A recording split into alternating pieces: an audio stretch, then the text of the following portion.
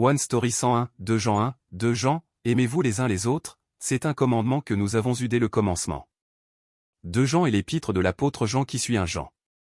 Comme les autres épîtres des apôtres, 2 Jean déclare, oui, la grâce, la compassion et la paix seront avec nous dans la vérité et l'amour.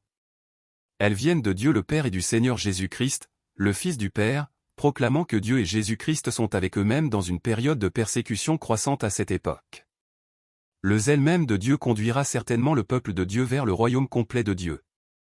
Ce n'est pas un nouveau commandement, mais un commandement que nous avons eu dès le commencement, aimez-vous les uns les autres. Jean dit, et maintenant, voici ce que je te demande, chère dame, c'est que nous nous aimions les uns les autres. Ce n'est pas un commandement nouveau que je t'écris, mais celui que nous avons reçu dès le commencement. Or l'amour consiste à vivre conformément à ses commandements. Tel est le commandement dans lequel vous devez marcher, comme vous l'avez appris depuis le début, insistant sur aimer comme cela a été souligné à plusieurs reprises dans sa première lettre. L'accomplissement de la vie sainte des enfants de Dieu, appelés par l'amour total de Dieu et vivant enfin la vie d'étrangers en route vers leur maison, c'est l'amour. Et cet amour est le même amour que Jésus-Christ a exprimé lorsqu'il a dit, vous avez appris qu'il a été dit, tu aimeras ton prochain et tu détesteras ton ennemi. Mais moi je vous dis, aimez vos ennemis, bénissez ceux qui vous maudissent, faites du bien à ceux qui vous détestent et priez pour ceux qui vous maltraitent et qui vous persécutent, afin d'être les fils de votre Père céleste.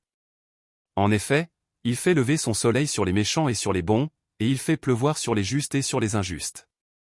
Si vous aimez ceux qui vous aiment, quelle récompense méritez-vous? Les collecteurs d'impôts n'agissent-ils pas de même? Et si vous saluez seulement vos frères, que faites-vous d'extraordinaire? Les membres des autres peuples n'agissent-ils pas de même? Soyez donc parfaits comme votre Père céleste est parfait. C'est pourquoi Paul a aussi dit, l'amour ne fait pas de mal au prochain, l'amour est donc l'accomplissement de la loi. Nous devons nous en souvenir. Nous ne sommes pas la lumière, mais seulement ceux qui gardent la vraie lumière. Nous aimons avec l'amour de Jésus-Christ, qui est la lumière. Il ne s'agit pas seulement d'aimer ceux qui sont bons avec moi et que j'aime selon notre nature pécheresse, mais de transmettre la lumière de l'amour de Jésus-Christ à nos voisins et même à nos ennemis. Il n'y a pas de véritable amour en nous. C'est pourquoi nous devons demeurer dans l'amour parfait, Jésus-Christ, et nous devons embrasser la parole de la vie. Prenez garde de ne pas perdre ce pourquoi vous avez travaillé, mais afin que vous receviez pleinement votre récompense. À l'époque de l'Église primitive, la théologie et la foi n'étaient pas encore établies, de sorte que de nombreuses hérésies sont apparues. Parmi elles, l'hérésie qui a eu le plus grand effet sur l'Église et qui continue d'influencer était celle de ceux qui niaient que Jésus-Christ soit venu en chair. Comme dans un Jean les appelle antichrist.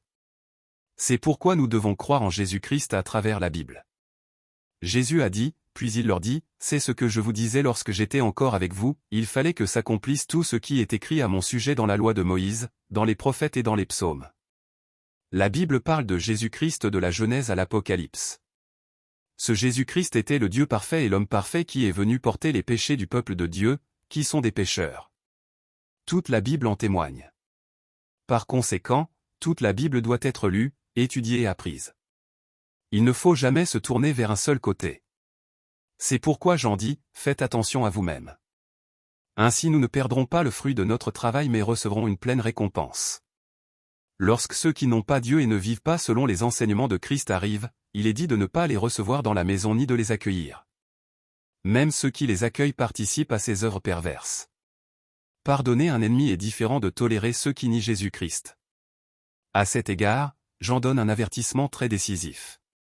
Comme le temple de Zorobabel a été construit et que les murs ont été érigés par Néhémie, et que les portes ont été gardées pour protéger le temple, plus le temple était sécurisé, plus nous devons être distingués, car les temps sont plus mauvais.